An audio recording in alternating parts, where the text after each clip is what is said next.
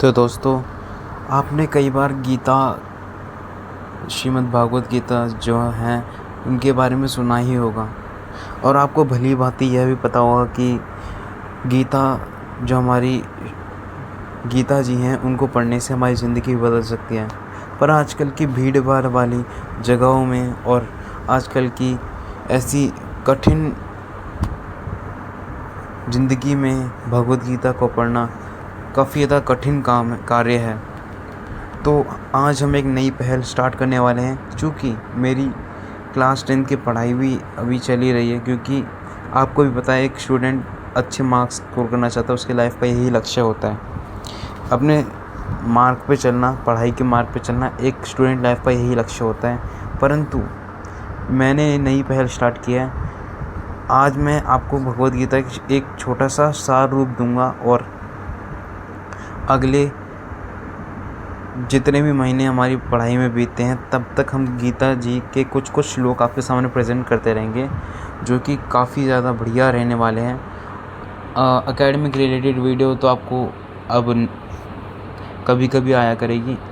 तो आज हम गीता के सार के बारे में कुछ बात करेंगे और फिर धीरे धीरे हम स्टूडेंट्स के कुछ जो श्लोक्स होते हैं स्टूडेंट के लिए, वो हम आपको प्रस्तुत करने लगेंगे इसी चैनल के माध्यम से, शॉर्ट वीडियो के माध्यम से।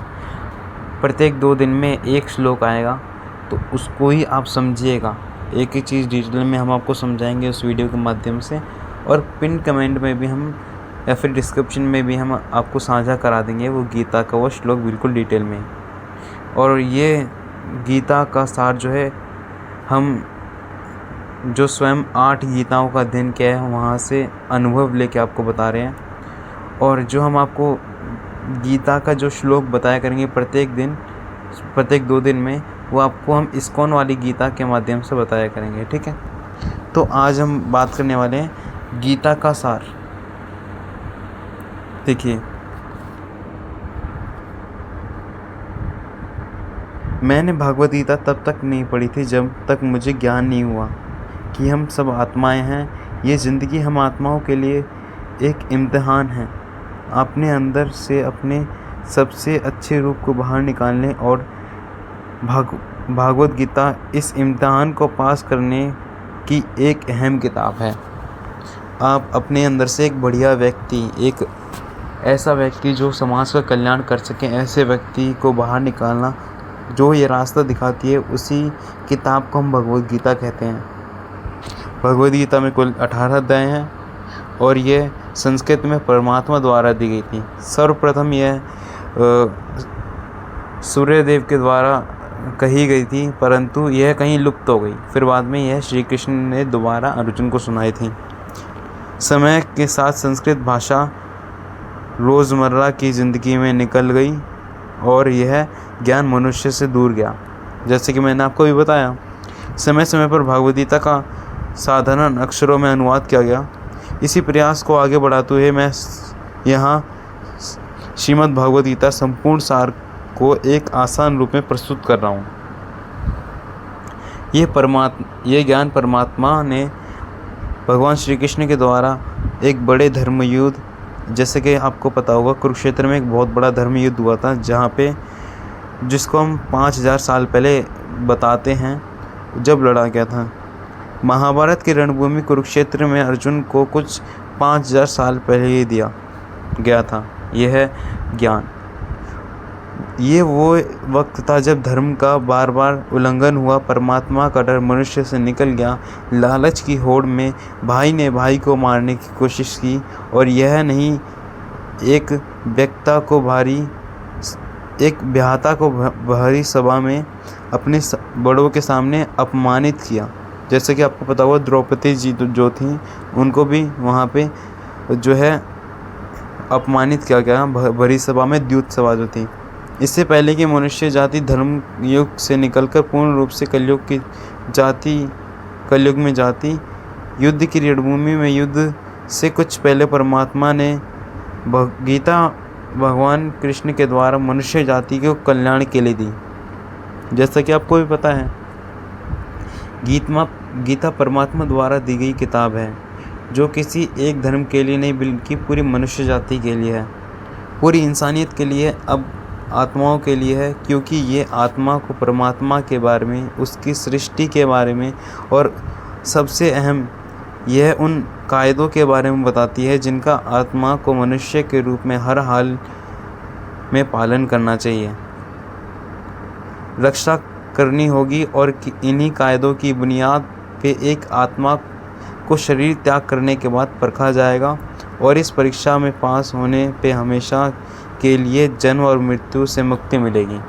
जब आप भगवद गीता को पढ़ेंगे, उसमें जो नियम बताए गए हैं उनको आप अपनी लाइफ में अप्लाई करेंगे, तो आपको निश्चय ही मुक्ति मिलेगी जीवन और मृत्यु के इस बंधन से।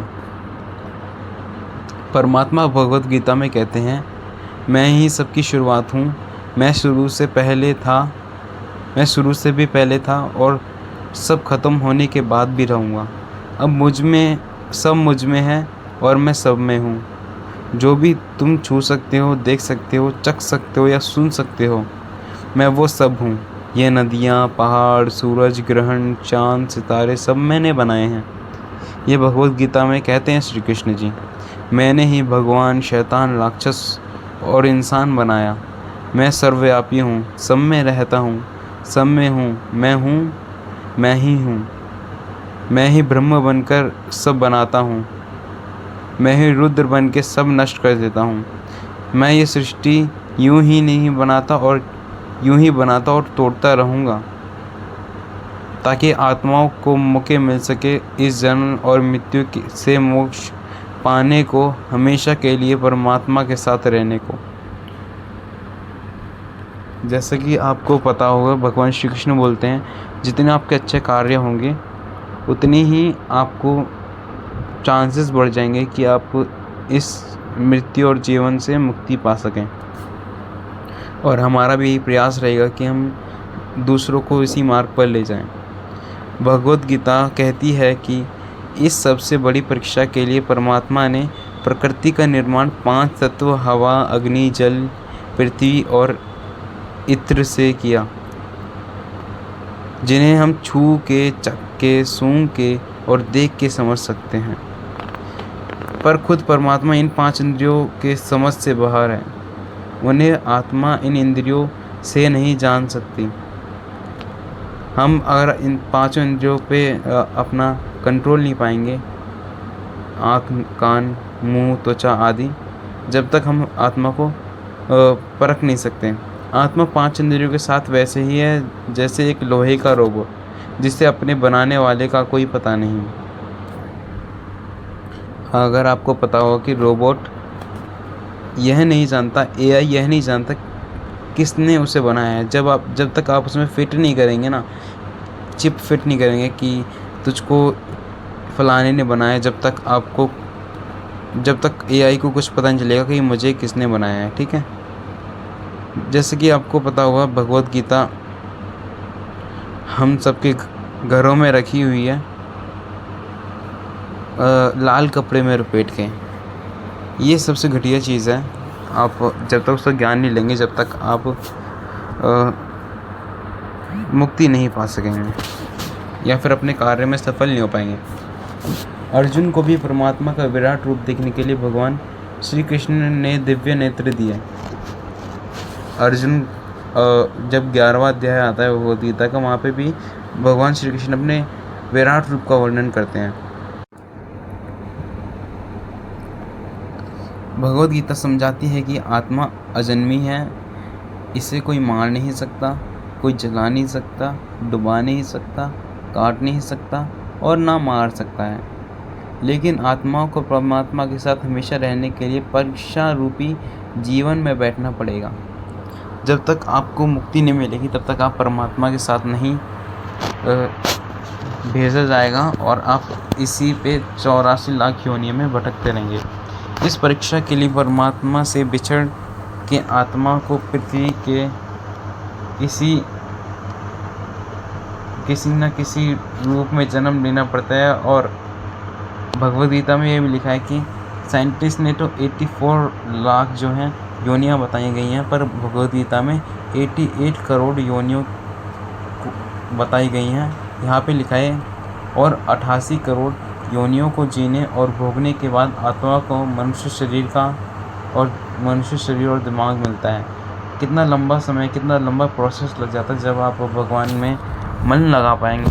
अगर आप अभी मनुष्य रूप में अगर मन नहीं लगाएंगे तो आपको 88 करोड़ योनियों में दोबारा भेज दिया जाएगा।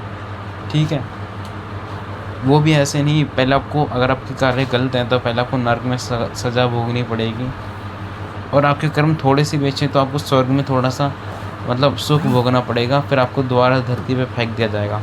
आप जब तक जीवन और मृत्यु से मुक्त नहीं होते, जब तक आपको कुछ नहीं, मुक्ति नहीं मिलेगी।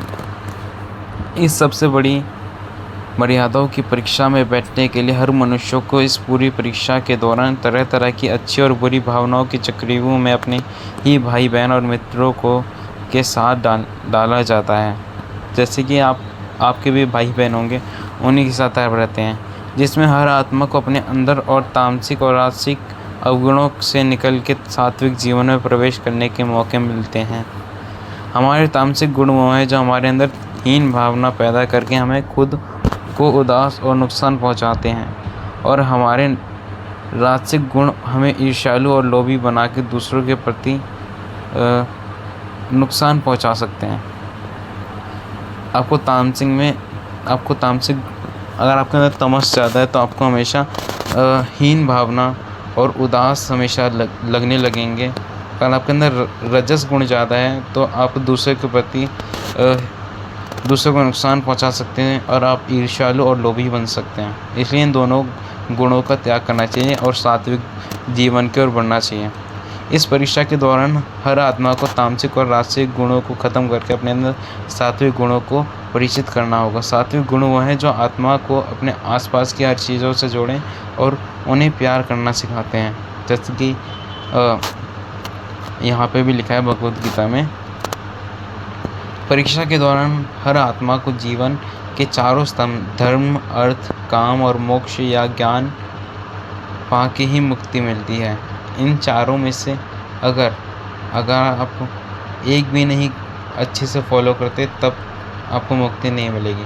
या तो आप धर्म में फोकस कीजिए, या तो अर्थ में फोकस कीजिए, या फिर काम को कंट्रोल कर लीजिए, या फिर मोक्ष पा लीजिए। यही आपको मुक्ति के मार्ग पे सर्वप्रथम ले जाते हैं। यही वे द्वार है जिन्हें हम समझकर ही आत्मा परमात्मा को समझ सकते हैं। पहला द्वार धर्म है, इसको हम और डिटेल में समझते हैं, धर्म, अर्थ और काम और मोक्ष को। ठीक है, पहला द्वार धर्म का है और शेर इसका प्रतीक है, शेर सिंबल है इसका। धर्म वही है जो गीता में लिखा हुआ है, धर्म वही है जो धारण किया हुआ है, जिसे आपका दिल मानता है। जैसे झूठ नहीं बोलेगा, चोरी नहीं करना, भगवान का निरादर नहीं करना, दूसरों को नुकसान नहीं देना, यही सब धर्म है। जो हम अपने धर्म के प्रति कार्य करते हैं वही हमारा धर्म है। और हर आत्मा को अपने जीवन काल में हर समय धर्म का पालन करना होगा, उसकी रक्षा करनी होगी। अगर आप आलस में पड़े रहेंगे, आप अपना कार्य नहीं करेंगे, जब तक आपको कहीं कुछ मुक्ति नहीं मिलने वाली। दूसरा द्वार अर्थ का है और शेर इसका भी प्रतीक है, इसका प्रतीक घोड़ा है। दूसरा द्वार अर्थ का है और इसका प्रतीक घोड़ा है। हर आत्मा अपने हर जीवन काल में अपने पृथ्वी पे होने का अर्थ का मूल कारण समझ पाएगी। जब तक आप ये नहीं समझेंगे कि आपको धरती पे करने क्या आना है, तब तक आप कुछ नहीं समझ पाएंगे। इसको हमने और डिटेल में समझा रखा है, आप हमारे वीडियो जाके देख सकते हैं। ठीक है, इस ज़िंदगी में भोगने वाली चीज़ों और रिश्तों का आनंद लेगी। छोटा बेटा और छोटी बेटी, अच्छा भाई या अच्छी बहन, अच्छा पति या अच्छी पत्नी बन के हर दुनियावी रिश्ते पर खरी उतरेगी और परीक्षा को पास करेगी। तीसरा द्वार काम है। भगवद गीता समझती है कि मनुष्य के अंदर काम, क्रोध, लोभ, मोह, अहंकार और ईर्ष्या जैसी 6 भावनाएं हमें अपने और दूसरों के प्रति नुकसान पहुंचा सकती है। अगर आप इन सब 6 गुणों का यानी कि काम, क्रोध, लोभ, मोह, अहंकार और ईर्ष्या को त्याग कर देंगे तो आपका शरीर नियंत्रण में होगा और आपको कोई जीवन भर कोई परेशानी नहीं हो सकती, या फिर आपके जीवन में कोई परेशानी का कारण नहीं बन सकता। और आत्मा संतोष और सादगी से भावनाओं पर हमेशा के लिए विजय पा सकती है। चौथा स्तंभ है मोक्ष, जिसका प्रतीक हाथी है। इस परीक्षा रूपी जीवन में हर मनुष्य का हर समय कुछ कुछ इच्छाएं रखता है। कुछ इच्छाएं एक ही जन्म काल में पूरी हो जाती हैं, कुछ इच्छाएं अधूरी रह जाती हैं और उसको पूरा करने के लिए आत्मा को वापस पृथ्वी पर आना पड़ता है। तो जितना हो सके इच्छाओं को कम करना स्टार्ट कीजिए, वरना आप धरती पे दोबारा आने की प्रोबेबिलिटी आपकी बढ़ जाती है। ठीक है, तो ये हमने 4 स्तंभ समझे जो मोक्ष की ओर ले जाते हैं।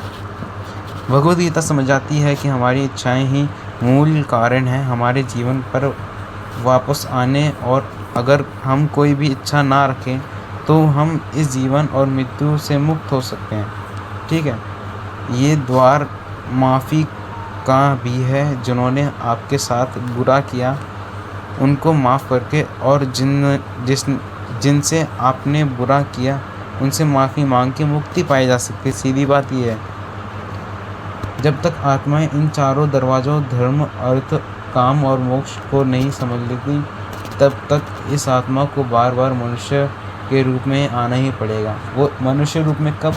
वो भी 88 करोड़ योनियों को भोगने के बाद, जब आपको एक बार मनुष्य शरीर मिलेगा। जब परीक्षा का समय ख़त्म होते ही आत्मा शरीर और अन्य सब वस्तुओं का त्याग कर देती है, और जो भी संसार में रहकर बनाया वो अब किसी और का होगा। आत्मा अपने कर्मों के फैसले के लिए चले जाती है। अगर आपने जो भी धर्म संपत्ति इकट्ठी की है वो और किसी के पास चली जाएगी, आपके पुत्र के पास चली जाएगी, आपके भाई के पास चली जाएगी, अन्य फलानों के पास चली जाएगी। ठीक है, फिर आपकी आत्मा जो है फैसले के लिए चली जाती है। आपके अच्छे कर्मों के अकॉर्डिंग, आपके बुरे कर्मों के अकॉर्डिंग आपको नरक मिलेगा, स्वर्ग मिलेगा या मुक्ति मिलेगी। ऐसे आपको यह साइकिल चलती रहती है। मैं आपको फिर दोहराता हूँ, ज़िंदगी के 4 स्तंभ में धर्म, अर्थ, काम और मोक्ष को समझना चाहिए।